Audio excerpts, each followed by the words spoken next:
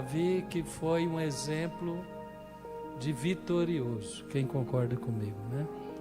Tem vários personagens na Bíblia e Davi foi alguém que realizou muitas conquistas. Ele não herdou, ele conquistou.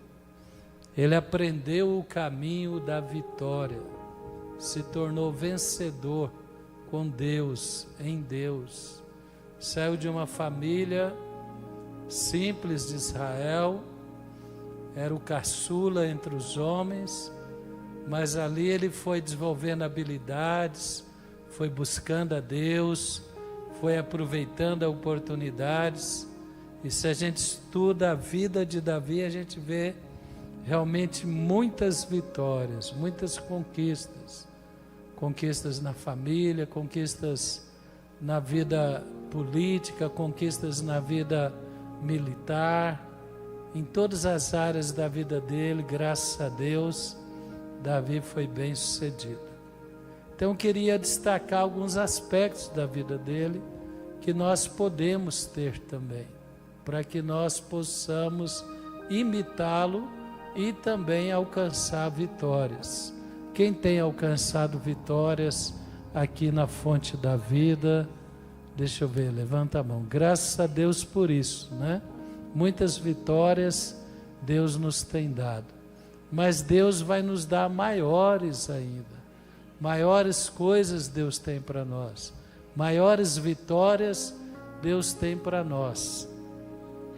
Então vamos ver algum dos hábitos de Davi aqui. 2 Samuel capítulo 2, verso 1.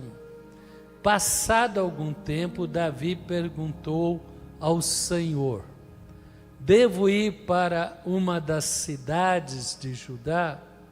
O Senhor respondeu sim. E Davi perguntou para qual delas?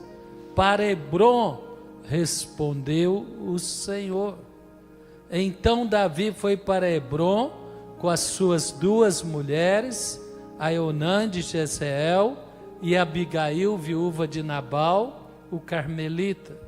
Davi também levou os homens que o acompanhavam, cada um com sua família, e estabeleceram-se em Hebrom e nos povoados vizinhos. Amém? Davi, ele perguntou ao Senhor. Tem gente que só pergunta ao Senhor quando está em aperto. É verdade ou não? Quando a pessoa está endividada, ela vem perguntar ao Senhor, quando não vem cobrar. Tem gente que administra como bem entende, gerencia a vida quando bem entende, e quando as coisas não dão certo, vem para a igreja.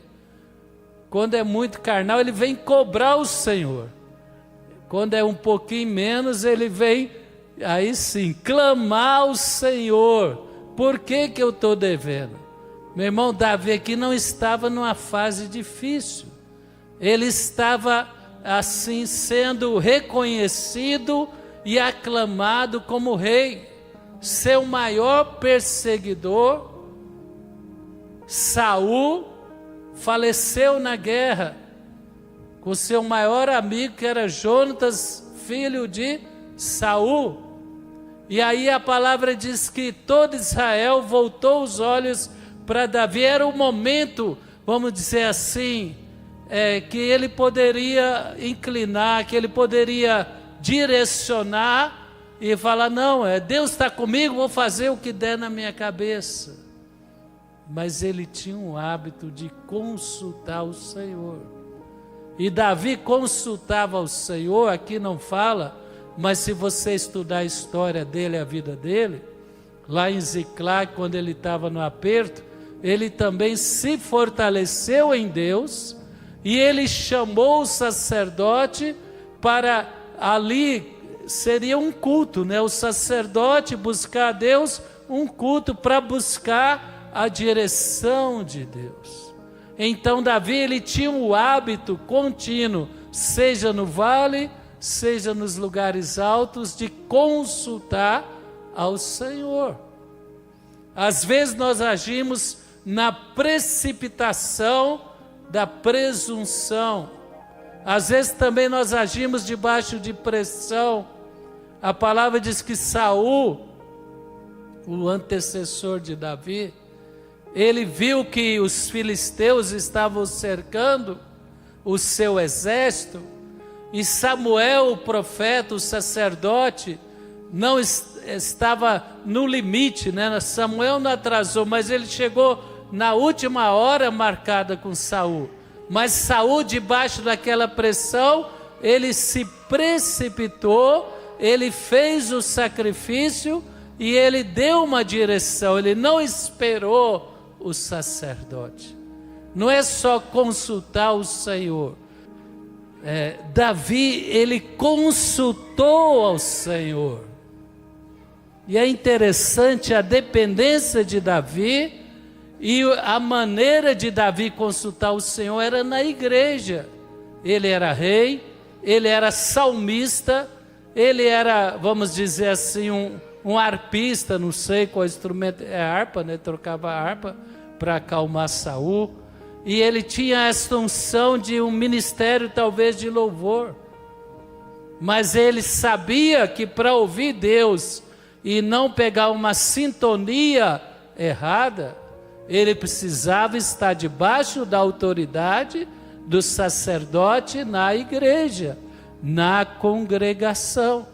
Tanto é que quando Davi se tornou rei, qual foi a primeira ação de Davi junto com os príncipes das tribos, junto com os líderes do exército e junto com todos aqueles mais influentes? Vamos trazer a arca de Deus, vamos restaurar o tabernáculo, vamos restaurar as campanhas, os cultos, porque na época de Saul isso se tornou esquecido. Então, irmãos, esse quebrantamento, essa dependência de Deus, não que Deus censura se nós estamos em aperto, estamos em um tratamento médico, devemos buscar a Deus. Melhor assim, quem concorda comigo? Deus não rejeita um coração aflito. Nós vamos buscar a Deus na igreja, e Deus nos acolhe, e Ele tem socorro para nós, quando nós buscamos a Ele. Mas também nos momentos que está tudo bem, não podemos baixar a guarda. Nos momentos que parece que o mais lógico é fazer assim, e nós deixamos de ouvir um conselho. Então, meu irmão, minha irmã, Davi, ele consultava a Deus em tempos de bonança também.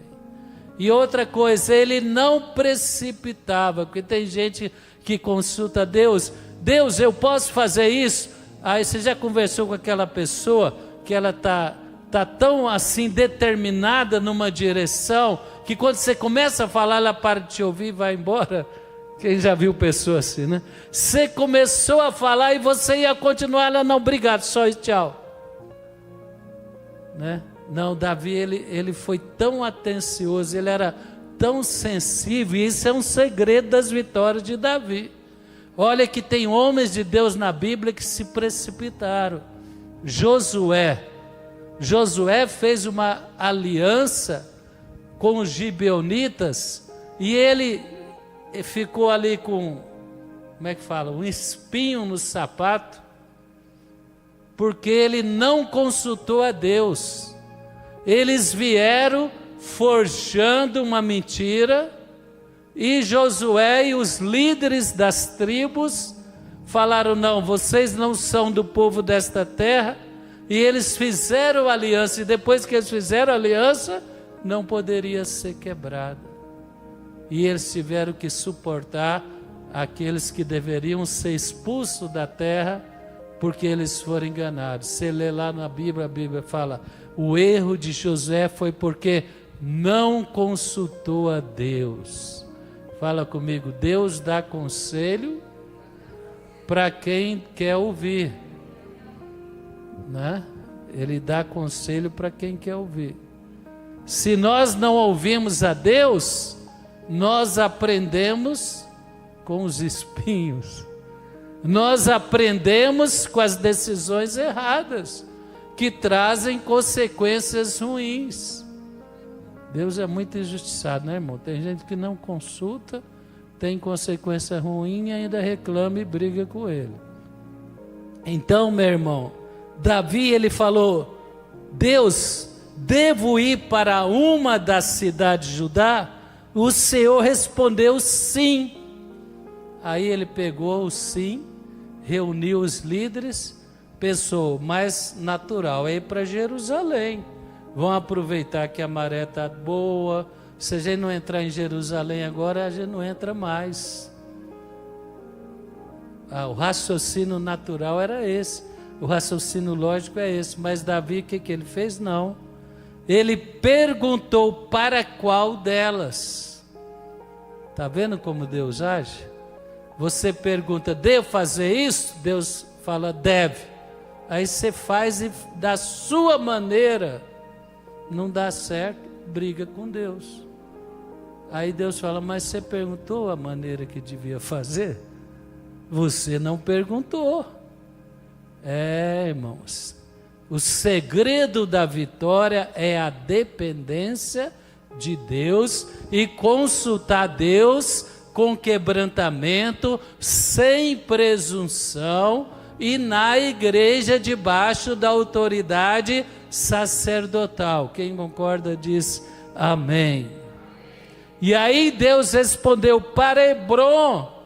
Eu acho que Davi ele teve que convencer os comandantes do exército dele porque que ele não ia para Jerusalém, porque todos queriam aclamá-lo rei. Por que ele tinha que fazer uma etapa em Hebrom? Ele convenceu, por quê? Porque ele ouviu Deus. E talvez ele falou, eu não sei por quê, mas Deus dirigiu Hebrom, e eu vou para Hebrom, porque Deus tem o passado, o presente, e Ele tem o futuro nas mãos dele. Quem entende o que eu estou falando? Em Hebrom, durante 7 anos, Davi e o seu exército consolidou o reino para depois ir para Jerusalém. Às vezes nós precipitamos, né, irmão? Às vezes nós consultamos a Deus, mas não consultamos na totalidade. Não basta perguntar a Deus o que fazer, nós temos que perguntar a Deus como fazer. Quem entende o que eu estou falando? Às vezes Deus fala, meu filho, vai que vai dar certo, mas você vai no tempo errado, de maneira errada, e Deus tem a instrução, o tempo certo e a maneira certa. Quem entende o que eu estou falando diz amém. Versículo 2, outra característica de Davi.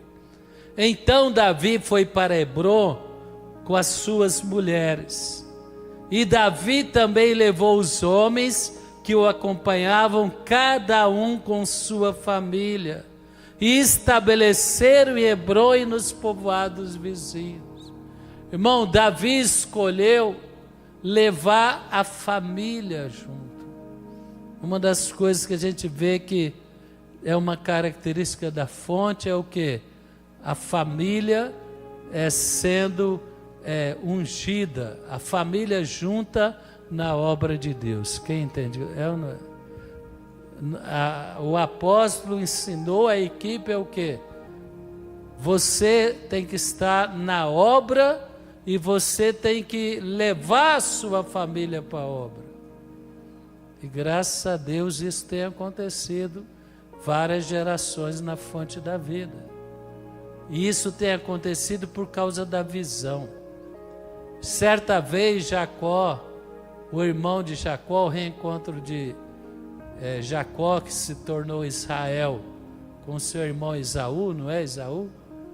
Às vezes eu confundo Esaú e Ismael. Com Esaú, foi o que? Esaú era um guerreiro, e ele falou, vamos comigo, e reencontraram, fizeram as pazes. Ele falou, vamos comigo, eu vou para tal lugar. Aí o que Jacó falou? Eu não posso, me permita ir no compasso das crianças. Quem entende o que eu estou falando? Não basta tomar decisões, tem que tomar decisões que valoriza a sua família. Você está entendendo o que eu estou falando? Não é o melhor para mim. Não tem sentido ter vitória e não preservar e celebrar vitória junto com a família. Esse é o modelo da palavra. Deus ama a família. A igreja é a família de Deus. Então, às vezes, nós temos que andar num compasso, pensando não só na nossa conquista, mas na conquista coletiva. E é interessante também que ele fez com que cada um fosse com a sua família. Então, por isso que na fonte nós oramos tanto e temos tantas atividades. Não é só cultos para adultos, é cultos para as crianças lá na classe, na linguagem dele. A aula bíblica, a escola bíblica é para as crianças, é para os pré-adolescentes, é para os jovens. Tenta gerar um contexto onde toda a família é cuidada, acolhida e abençoada. E às vezes é mais fácil caminhar uma carreira solo do que administrar toda a situação.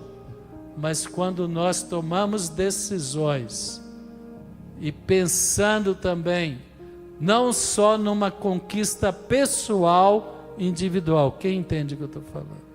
Mas nós pensamos, será que essa conquista agora, nesse apreço, nessa pressa que vai prejudicar a minha família, compensa? Quem entende o que eu estou falando? Aí vem o diabo e fala, mas é a única oportunidade.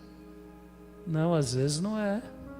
Às vezes, se nós esperamos, surgirão outras oportunidades num compasso que nós vamos ser recompensados.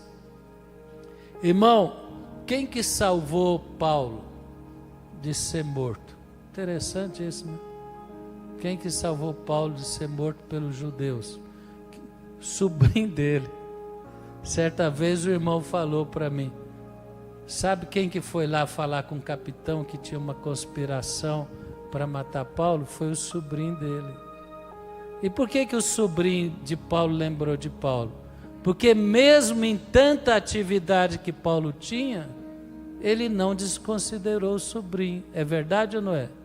Porque adolescente e criança só dá valor quando ele é valorizado. Se ele foi ignorado, ele ignora. E ele é bem espontâneo. Mas o sobrinho de Paulo, que Paulo deixou, ele cuidou da sua família. Né? Ele cuidou, e ele era um homem extremamente ocupado. Mas talvez ele encontrava o sobrinho, ele falava do evangelho para ele, ele tinha uma atenção para com ele. Quem quer ter atenção para com a sua família? Guardar a sua família, orar pela sua família, natural, não só espiritual. Então esses dois aspectos, consultar a Deus, buscando a direção, o tempo e como agir. Segundo, andar num compasso em que você às vezes vai ter conquistas a um tempo mais demorado, mas vai levar junto a sua família. Graças a Deus por isso. E a outro aspecto que eu queria falar, e não vou prolongar. Então os homens de Judá foram a Hebrom, e ali ungiram Davi rei da tribo de Judá. Se você abrir lá, esses homens que ungiram Davi, 1 Crônicas 12, 38. Todos esses, aqui está falando dos aliados de Davi, que se uniram a ele. Todos esses eram homens de combate, que se apresentaram voluntariamente para servir nas fileiras do exército. Vieram a Hebrom totalmente decididos a fazer Davi rei sobre Israel. E todos eles tinham com os outros israelitas esse mesmo propósito. Irmãos, a batalha é muito grande. Nós temos que nos aliar com a igreja. Quem entende o que eu estou falando? O tanto de homem forte.